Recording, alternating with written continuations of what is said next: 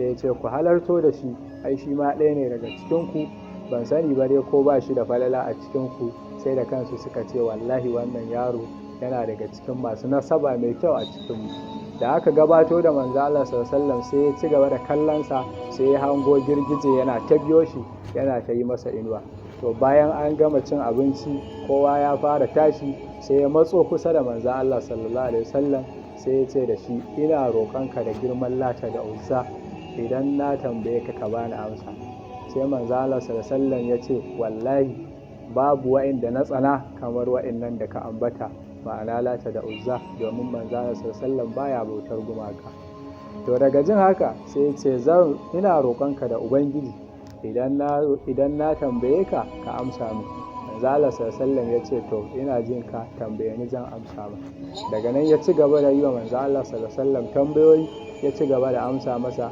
Sai Abu Talib ya lura cewa dadewar ta so ta yawa, ya fara tsorata me yake so ya waɗansa.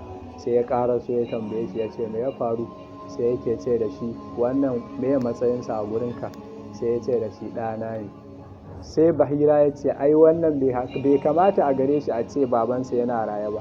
Sai ce me yasa ka ce haka. Ya ce mahaifinsa ya rasu ko. Sai ya ce mahaifinsa ya rasu, shi ammi ne a gare shi. Sai ya ce me ya faru da mahaifiyarsa.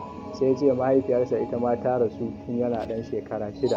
Sai ya ce to ina mai maka nasiha, ina mai gargaɗinka, wannan yaro ka mayar da shi da wuri tun kafin Yahudawa su gane shi, domin akwai al'amari mai girma a tattare da shi sallallahu alaihi wasallam.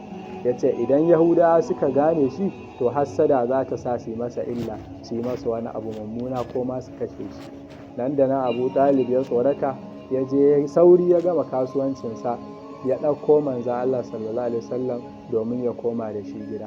Malamai suka ce a wannan lokaci ma sai da wasu Yahudawa guda biyu suka gane manzo Allah sallallahu alaihi wasallam, sai suka taho, Allah ya sa hikima, suka taho gurin Bahira suka gaya mai sun ga wannan da ake faɗa musu a littafinsu shine annabin ƙarshen zamani.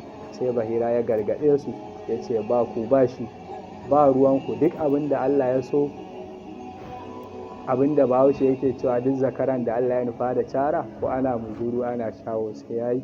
Wannan ce ta faru, Allah ya sa ba su yi wa manzo Allah sallallahu alaihi wasallam komai ba, har aka mayar da shi garin Makka sallallahu alaihi wasallam.